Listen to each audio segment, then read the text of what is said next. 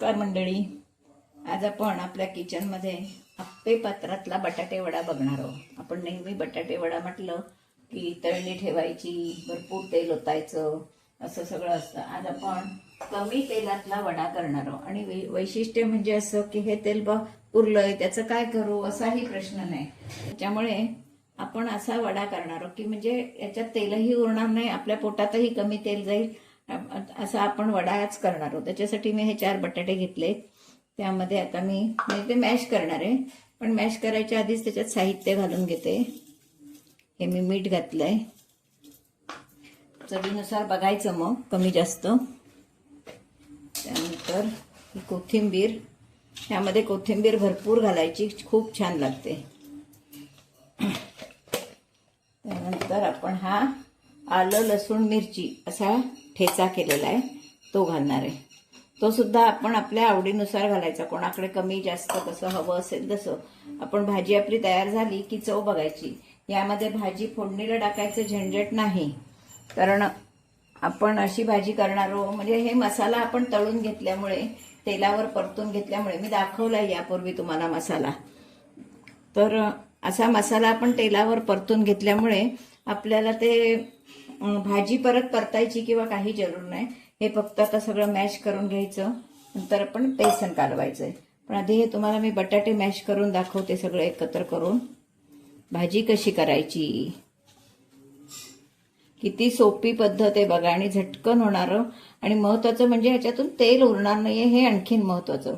नाही तर त्या तेलाचं करायचं काय. छोटं कुटुंब असलं की घरात तेल संपवायचा खूप प्रश्न येतो. किती दिवस ते तेल खायचं. त्याच्यामुळे ही पद्धत अतिशय छान आहे, म्हणून आपण या पद्धतीनं मी तुम्हाला करून दाखवते वडे. किती झटकन होतं बघा. असा मसाला करून ठेवला की फ्रीजला जर पाणी न लावता ठेवला तर 2-4 महिने सुद्धा मसाला राहतो व्यवस्थित असा. तर असे आपण वडे आता करणार आहोत. याच्यात आपण कोथिंबीर घातली, आलं लसूण मिरची ठेचा घातलाय. मी तुम्हाला यापूर्वी वड्याचं प्रमाण सुद्धा दिलेलं आहे, कसं करायचं, म्हणजे किती घालायचं प्रमाण सुद्धा दिलेलं आहे. त्याच्यासाठी माझे जुने व्हिडिओ तुम्ही बघा, मी तुम्हाला वड्याचं प्रमाणही समजेल. आपण हे खाऊन बघू शकतो, म्हणजे चव कशी आली आहे ती. काही जण याच्यात आवडत असेल तर लिंबू पण घालतात, पण आवड असेल तर. असं हे आता आपलं वड्यांचं मिश्रण तयार आहे. मिश्रण तयार झालंय. आता आपण पीठ तयार करून घेऊया. हे मी 1 वाटी बेसन घेतलंय, पण रंगासाठी थोडीशी हळद, अगदी 1 चुटकी हिंग, उगाचच अगदी चवीला वासाला हिंग, आणि मीठ, एवढंच साहित्य आपण घालणार आहोत. हवं असेल तर तांदळाचं पीठ थोडं घालू शकतो, त्याने वडे आपले चुरचुरीत होतात. ते 1 चिमूटभर घालणार आहे. ते 1 छोटा चमचा तांदळाचं पीठ घालणार आहोत, त्यामुळे वडे आपले चुरचुरीत होतात. आता आपण हे पीठ छानपैकी मिक्स करून कालवून घेऊया.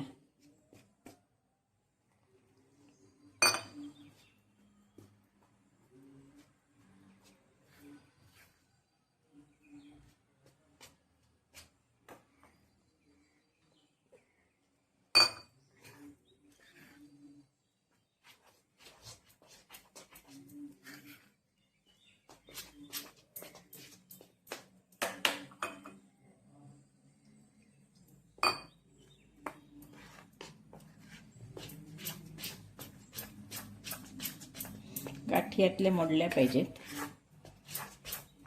नंतर हातानं मोडणार आहे मी. अशा मोडल्याच आहेत, पण तरी सुद्धा काही गोष्टी या हातानं कराव्याच लागतात.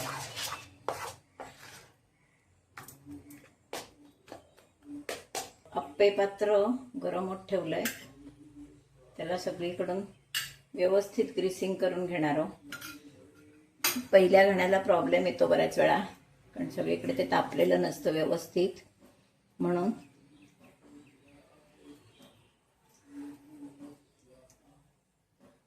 व्यवस्थित तेल लावून घ्यायचं.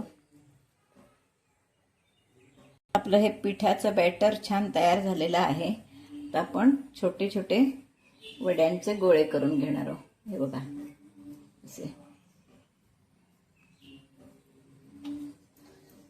एकदम छान प्रकार आहे. म्हणजे कसं तेल उरलं त्याचं काय करायचं हा प्रत्येकाच्या पुढे एक मोठा प्रश्न असतो. तेल उरलं की त्याचं काय करायचं, कारण पटकन ते संपत नाही. फोडणीला किती दिवस खायचं. बरं काही ठिकाणी कांदा लसूण खात नाहीत, दुपारी खात नाहीत, रात्री खात नाहीत, सगळे असे मोठे प्रश्न असतात. त्याच्यामुळे हा त्याच्यावर उत्तम पर्याय आहे. तेल उरायचा आधी प्रश्न नाही.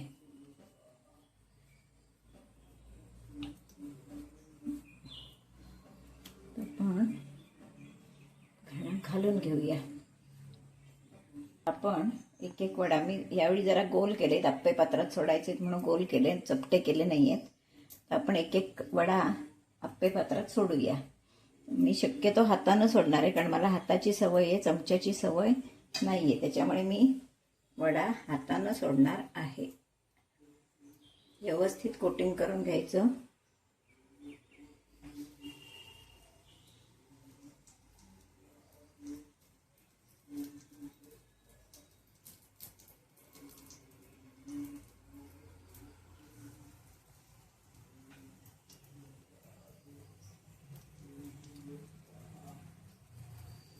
शेवटी मध्ये घालायचं, कारण मध्ये हीट जास्त लागते. त्याच्यामुळे कोटिंग तरी व्यवस्थित येतंय, त्याच्यामुळे काही प्रश्न येत नाही. मी गॅस छोटा ठेवलेला आहे, तर जरा मोठा केलाय.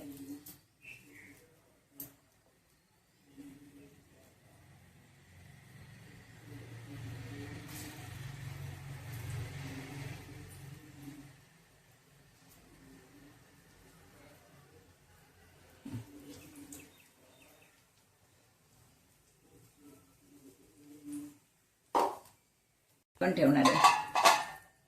ते छानपैकी पलटवून घेऊया.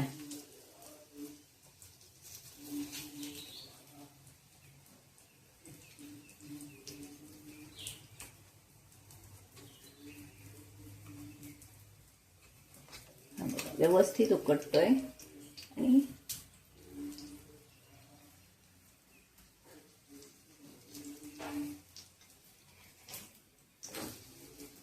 सुंदर येत आहेत. असे आपण आता हे सगळे वडे उकटवून घेऊया. किती सुंदर येत आहेत बघा.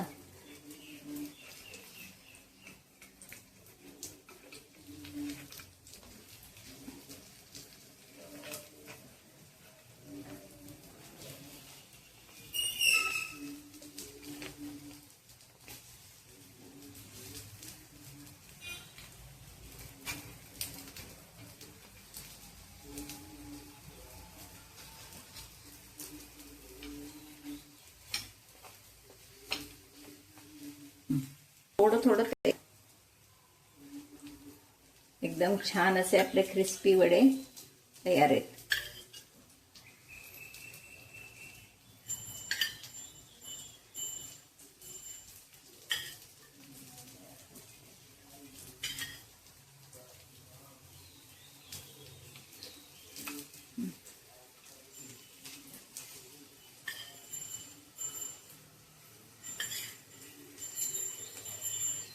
क्रिस्पी असे सुंदर वडे आपले तयार झालेत.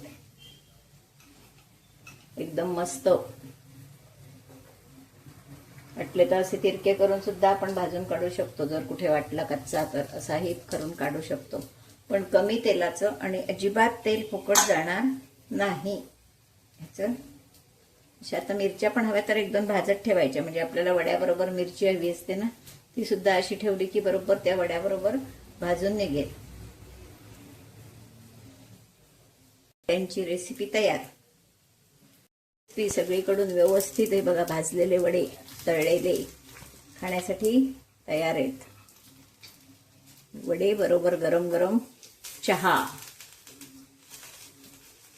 असे हे आपले कमी तेलाचे आप्पे पात्रात केलेले सुंदर खमंग क्रिस्पी वडे खाण्यासाठी तयार आहेत. तर हे वडे मी कसे केले, बटाट्यात म्हणजे मसाला कसा घातला, किती घातला, यापूर्वी मी तुम्हाला वड्यांचा व्हिडिओ टाकलेला आहे. त्यामध्ये मसाल्याचं प्रमाण सुद्धा मी दिलेलं आहे. डिस्क्रिप्शनमध्ये जाऊन बघू शकता तुम्ही. असे वडे तुम्ही नक्की करून बघा. प्रत्येकाच्या घरात खाण्याचा प्रश्न येतो, म्हणजे खायला हवं असतं पण ते उरलेल्याचं करायचं काय. माझ्या घरातही तोच प्रश्न येतो, म्हणून आम्ही काही गोष्टी करायच्या टाळतो. तर आता ही नक्की तुम्ही करून बघा. मुद्दाम मी तुम्हाला आज ही पद्धत दाखवली आहे, म्हणजे तेल अजिबात उरत नाही, कमीत कमी तेलात आणि आपल्याला हवी तशी चांगली गोष्ट आपण खाऊ शकतो. आपल्या घरात केलेल्याचं आपल्याला समाधान मिळतं. बाजारातून वडा आणून खाणं वेगळं आणि घरात केलेल्याचा आनंद वेगळा. नक्की सर्वांनी करून बघा आणि आवडलं तर लाईक, शेअर, सबस्क्राईब करायला विसरू नका. धन्यवाद.